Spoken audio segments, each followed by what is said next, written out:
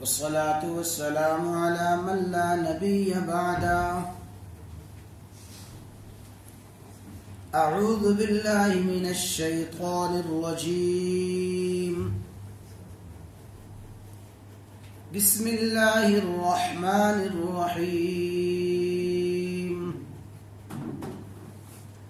الطلاق مرتان فإمساك بمعروف أو تسريح بإحسان.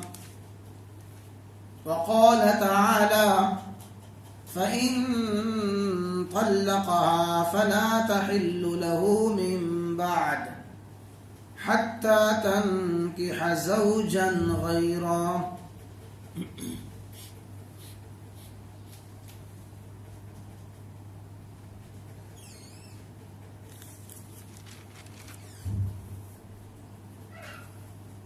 اگر کوئی مرد خلاف شریعت طریقے سے اپنی بیوی کو طلاق دے تو جو اس نے غلط طریقہ طلاق دینے کا اختیار کیا ہے اس کو اس غلط طریقہ اختیار کرنے کا گناہ بھی ہوگا، لیکن بہرحال طلاق واقع ہو جائے گی۔ شریعت نے طلاق دینے کا جو طریقہ مقرر فرمایا ہے کہ پہلے تو ایک ہی مرتبہ طلاق دے، ایک مرتبہ طلاق دینے کے بعد جب عدت پوری ہو جائے گی تو نکاح ختم، میاں بیوی کا رشتہ ختم، لیکن پھر جب چاہے زندگی کے جس موقع پر چاہے پھر نکاح کر کے میاں بیوی کا رشتہ قائم کیا جا سکتا ہے۔ لیکن اگر اس رشتے کو ختم کرنا ہی چاہتا ہے تو ایک مرتبہ طلاق دے، پھر پورا مہینہ سوچے سمجھے۔ اگر پورا مہینہ سوچنے سمجھنے کے باوجود نباہ نہیں ہو سکتا پھر دوسرے مہینے دوسری طلاق دے دے۔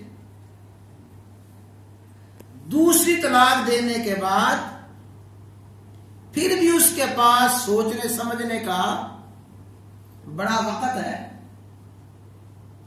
لیکن اس نے یہی فیصلہ کیا کہ ہم نے ہر حال میں جدا ہی ہونا ہے، پھر شریعت نے طریقہ یہ رکھا کہ تیسرے مہینے تیسری طلاق دے دے۔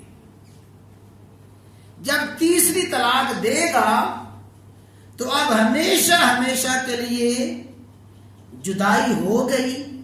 کسی صورت میں بھی جو عام صورتیں ہیں نکاح نہیں ہو سکتا تا وقت کہ وہ کسی دوسرے مرد کے ساتھ نکاح کرے، پھر بلا ارادہ اور بغیر کسی منصوبے کے وہ مرد طلاق دے دے، فوت ہو جائے، پھر پہلا مرد اس کے لیے حلال ہو سکتا ہے۔ تو شریعت نے یہ طریقہ رکھا ہے کہ سب سے بہتر طریقہ تو یہ ہے ایک طلاق دے، بس ایک طلاق دے کہ 3 ماہ کے بعد آپس میں جدا ہو جائیں گے۔ اگر کسی صورت میں رکھنا ہی نہیں چاہتا پھر بھی طلاق دے، لیکن وقفے وقفے سے 1 ماہ ایک طلاق، دوسرے مہینے دوسری طلاق، تیسرے مہینے تیسری طلاق۔ جو تیسری طلاق دے گا تو پھر یہ آپس میں جدائی ہو جائے گی، رشتہ ختم ہو جائے گا۔ یہ تو ہے شریعت کا وہ طریقہ جو حسن ہے، احسن ہے، بہتر ہے، بہترین ہے۔ لیکن اگر کسی شخص نے نادانی سے، جہالت سے اس طریقے کو استعمال نہ کیا، کسی عالم سے کسی مفتی سے رہنمائی نہ لی، بلکہ رہنمائی لی اپنے جذبات سے. جی بجائے عالم سے پوچھنے سے، بجائے اس کے کہ کسی عالم سے پوچھا اپنے غصے سے، اپنے جذبات سے، اپنی نادانی سے، اپنی جہالت سے، نادانی سے، جذبات سے اور اپنے غصے سے مغلوب ہو کر قدم اٹھایا، طلاق طلاق طلاق، 3 مرتبہ طلاق دے دی. اب یہ اس کا اتنا کبھی حرکت ہے اور اتنا کبھی عمل ہے، اس عمل کے بعد اس نے اپنے لیے واپسی کے سارے راستے ختم کر دیے. کوئی شخص از خود ہی اپنے پاؤں پہ کلہاڑی مارے تو شریعت اس کا کیا کر سکتی ہے؟ کوئی شخص از خود ہی اپنے آپ کو ہلاکت میں ڈالے، کوئی کیا کر سکتا ہے؟ تو کسی نے بیک وقت، ایک وقت میں، ایک ہی مجلس میں، ایک ہی وقت میں 3 مرتبہ طلاق دی. یہ طریقہ بدترین طریقہ ہے. رسول اللہ صلی اللہ علیہ وسلم نے اس پہ انتہائی ناراضگی کا اظہار فرمایا، غصے کا اظہار فرمایا، جیسے کل عرض کیا گیا تھا. لیکن اگر کسی شخص نے یہ نادانی کی، اب یہ نہیں کہا جائے گا کہ غصے میں آ گیا تھا، جذبات میں آ گیا تھا، پتہ نہیں تھا، چلو پھر صلح صفائی کر لیں. نہیں، اگر اس نے ایک مجلس میں 3 مرتبہ طلاق دی ہے، یہ ایسا جرم ہے، اس جرم کے بعد واپسی کے سارے راستے ختم ہیں. یعنی ایک مجلس میں ایک کلمے کے ساتھ 3 طلاقیں، 3 ہی طلاقیں ہوتی ہیں، ایک طلاق نہیں ہوتی. اب ذرا اس پہ قرآن کریم کی آیت سمجھیں کہ سب سے پہلی دلیل اللہ کا قرآن ہے. قرآن کہتا ہے کہ 3 مرتبہ کی طلاق وہ 3 مرتبہ ہی ہوگی، وہ ایک طلاق نہیں ہوگی. اس آیت کو اچھی طرح سمجھ لیں تاکہ کوئی نہ کوئی ذہن میں دلیل تو ہو، آپ کو کوئی پتہ تو ہو. فرمایا الطلاق مرتان،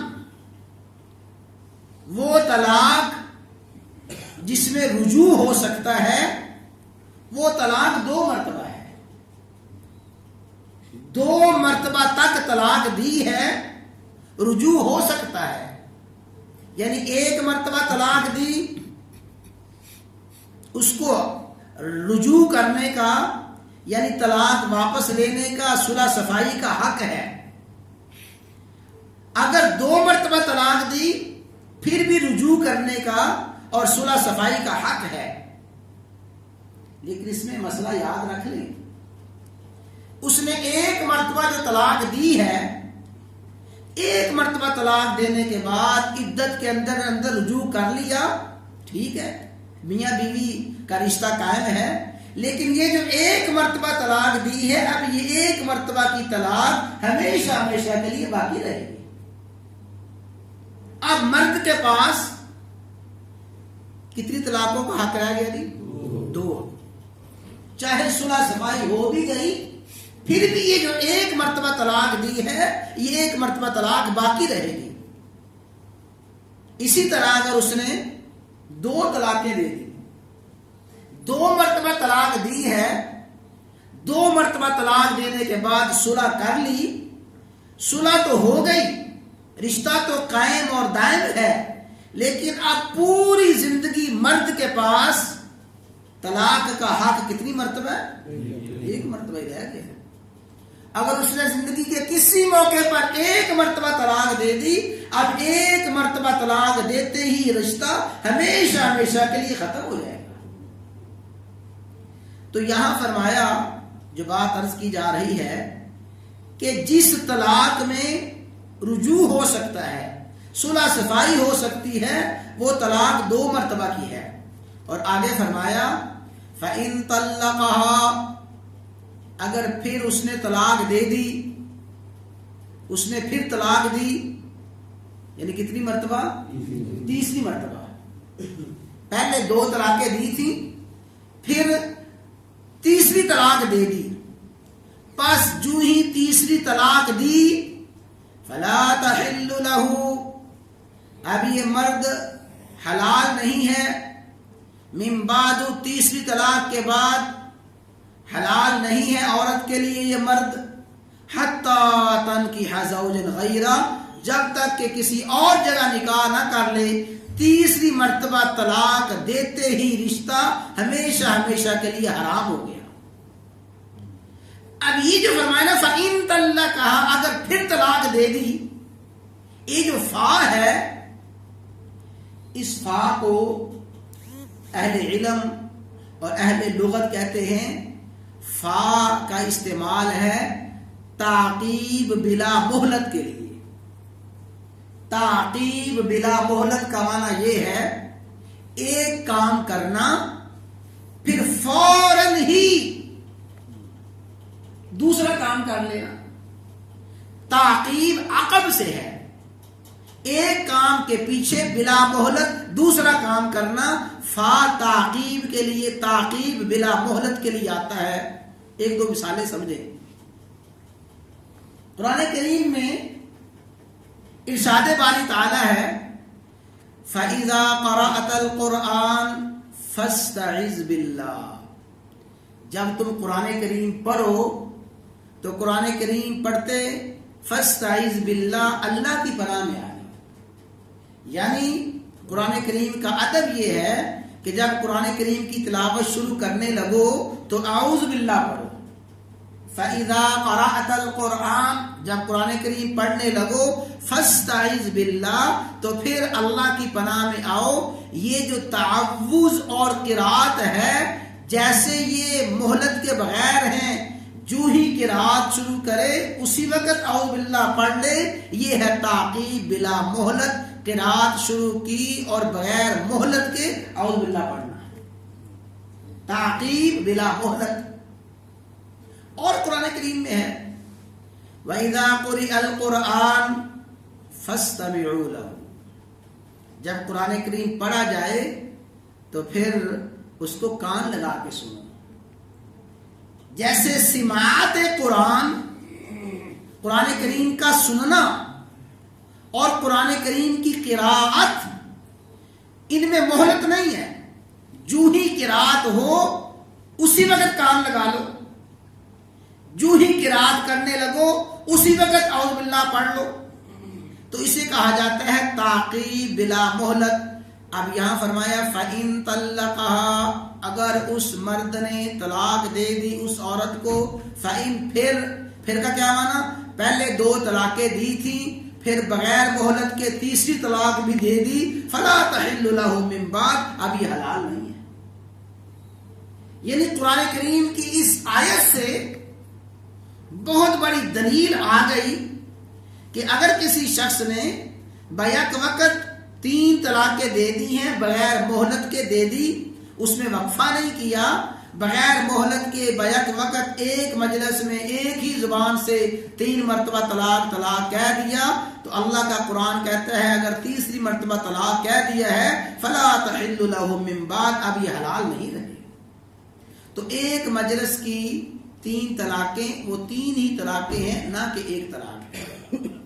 اب جیسے میں نے عرض کیا، اگر کوئی شخص جہالت سے، نادانی سے اور غصے سے، جذبات سے مغلوب ہو کر یہ قدم اٹھاتا ہے، یہ قدم ایسا ہے کہ اب اس نے اپنے لیے واپسی کے راستے، حلال طریقے سے راستے ختم کر دیے۔ اب چاہے تو حرام کاری کرتا رہے، بدکاری کرتا رہے، زنا کرتا رہے، جو مرضی کرے، شریعت اسے تسلیم نہیں کرتی۔ شریعت کا حکم یہی ہے کہ تیسری مرتبہ طلاق دیتے ہی رشتہ ختم ہو جائے گا۔ بعض لوگ معاذ اللہ ثم معاذ اللہ شریعت کے اس حکم کو جو آگے بیان فرمایا گیا حلالہ کا، اسے مذاق بناتے ہیں۔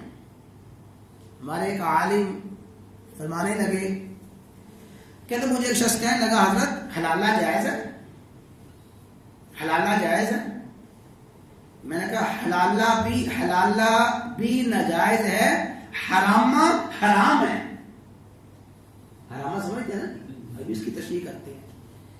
حلالہ ناجائز ہے، حلالہ لعنتی عمل ہے، حلالہ کرنے والا منصوبہ بندی سے اور سارے کے ساری منصوبہ بندی سے حلالہ کرنے والا ملعون ہے، لیکن حرامہ کرنے والا ہمیشہ ہمیشہ کے لیے زانی اور بدکار ہے۔